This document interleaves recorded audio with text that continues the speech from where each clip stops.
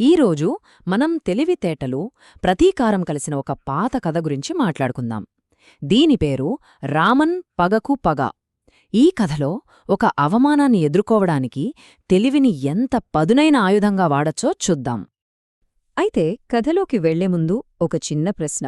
ఒక ఉచ్చు నుండి తప్పించుకోవటానికి ఎవరైనా కావాలనే దానిలోకి ఎలా నడుస్తారు? వినడానికే చాలా వింతగా ఉంది కదూ. కాని ఈ ప్రశ్నకు సమాధానమే మన కథ. సరే, కథ ఎలా మొదలవుతుందంటే ఒక చాలా వింతైన, ఎవ్వరూ ఊహించని సీన్తో అన్మాట.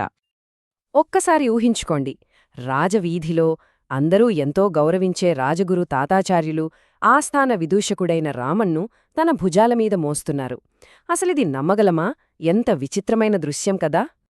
మరి ఈ సీన్ చూసినవాళ్లు ఎలా రియాక్ట్ అయ్యారో చూద్దాం. పైనున్న రామనేమో ఎగతాళిగా అరుస్తున్నాడు, కింద జనమంతా పగలుబడి నవ్వుతున్నారు. కాని రాజభవనం బాల్కనీ నుంచి ఇదంతా చూస్తున్న రాజుగారి ముఖంలో మాత్రం కోపం కట్టలు తెంచుకుంటోంది. ఆయన ఈ అవమానాన్ని అస్సలు భరించలేకపోయారు. సరిగ్గా ఇక్కడే కథ మొత్తం మలుపు తిరుగుతుంది. రాజుగారి కోపం తారాస్థాయికి చేరి ఒక కఠినమైన, తిరుగులేని ఆజ్ఞకు దారితీసింది. రాజుకి పట్టలేని కోపమొచ్చేసింది. వెంటనే సైనికుల్ని పిలిచి ఒక ఆజ్ఞ ఇచ్చాడు. వెంటనే వెళ్ళండి, ఎక్కడైనా ఒకరు మరొకరిని భుజాలపై మోస్తుంటే పైన ఉన్నవాడిని కిందకి లాగి చితకబాదండి. మోస్తున్న వ్యక్తిని మాత్రం నా దగ్గరికి తీసుకురండి. గమనించుండి, ఈ ఆజ్ఞను అక్షరాలా పాటించాలి. ఇదే కథలో అసలు పాయింట్. అసలు రాజుగారు ఇలా ఎందుకు ఆర్డర్ ఇచ్చారు? ఆయన ఉద్దేశం చెడ్డది కాదు. పూజారి గౌరవాన్ని కాపాడాలి అనుకున్నారు. అందుకే శిక్ష పైన ఉన్న రమన్కు మాత్రమే పడాలి, పూజారికి కాదు అని ఆయన ఆలోచన. కాని ఆయన తొందరలో ఆజ్ఞలో ఉన్న ఒక చిన్న తప్పును గమనించలేకపోయాడు. అయితే రామనేమైనా సామాన్యుడా? కాదుగదా. సరిగ్గా ఈ క్షణం అతని తెలివికి అసలైన పరీక్ష పెట్టింది. రామన్ ఎంత స్మార్టో చూడండి. అంత క్షణాల్లో జరిగిపోయింది. 1. రాజు సైనికులకు సైగ చేయడం చూశాడు. 2. ప్రమాదాన్ని పసిగట్టాడు. 3. దూరం నుంచి సైనికులు రావడం కనిపించింది. 4. ఒక్క క్షణం కూడా ఆలోచించలేదు. టక్కున పూజారి భుజాలమీద నుంచి కిందకి దూకేశాడు. ఇక్కడతో అయిపోలేదు. అసలు కథ ఇప్పుడే మొదలైంది. రామన్ కేవలం తప్పించుకోలేదు, పరిస్థితిని మొత్తం తలక్రిందులు చేసేశాడు. కిందకి దూకిన వెంటనే రామనేం చేశాడో తెలుసా? అద్భుతమైన నాటకమాడాడు. పూజారి కాళ్లమీద పడి, అయ్యో స్వామీ, నన్ను క్షమించండి, నా తప్పుకు ప్రాయశ్చిత్తంగా ఇప్పుడు నేను మిమ్మల్ని మోస్తాను అన్నాడు. చూడండి, అతని మాటల్లో ఎంత తెలివుందో. పాపం ఆ పూజారి రామన్ నాటకాన్ని నిజమనుకున్నాడు. తన అహం, గర్వం అడ్డొచ్చి వెంటనే ఒప్పుకున్నాడు. ఎక్కేశాడు రామన్ భుజాలమీద. అంతే, రామన్ పన్నిన వలలో సరిగ్గా చిక్కుకున్నాడు.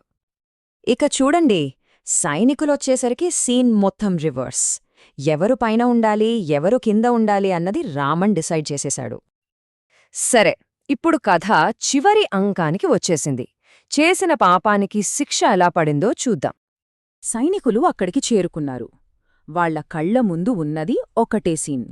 రామన్ భుజాలమీద పూజారి ఉన్నాడు. వాళ్ళు ఇంకేమీ ఆలోచించలేదు. రాజుగారి ఆజ్ఞ కదా, అక్షరాలా పాటించారు. పూజారిని కిందకు లాగి దేహశుద్ధి చేయడం మొదలుపెట్టారు. పాపం ఆ పూజారి పరిస్థితి చూడండి. అసలు ఏం జరుగుతుందో అర్థం కాలేదు.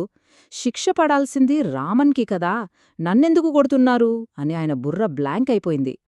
సో ఈ కథ మొత్తం దేని గురించి? సింపుల్గా చెప్పాలంటే పగకు పగ, లేదా ఇంగ్లీష్లో టిట్ ఫర్ టాట్ అంటాం కదా, సరిగ్గా అదే. అంటే మనకి జరిగిన అవమానానికి సరిగ్గా అలాంటి బదులు తీర్చుకోవడం అన్నమాట. ఆ దెబ్బలు తింటున్నప్పుడే పూజారికి ఫ్లాష్ బ్యాక్ గుర్తొచ్చింది. కొన్నాళ్ల క్రితం తన ఇంటికి వచ్చిన రామణ్ను తన సేవకులతో ఎంత దారుణంగా కొట్టించాడో గుర్తొచ్చింది. అప్పుడు అర్థమైంది, ఇదంతా రామన్ పన్నిన ప్రతీకార వ్యూహమని. మొత్తానికి ఈ కథ మన ముందు ఒక పెద్ద ప్రశ్ననుంచుతుంది. రామన్ చేసింది కరెక్టేనా? ఇది న్యాయమంటారా, లేక పగ తీర్చుకోవడమంటారా?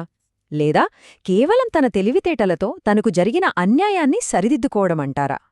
దీని గురించి ఆలోచించండి.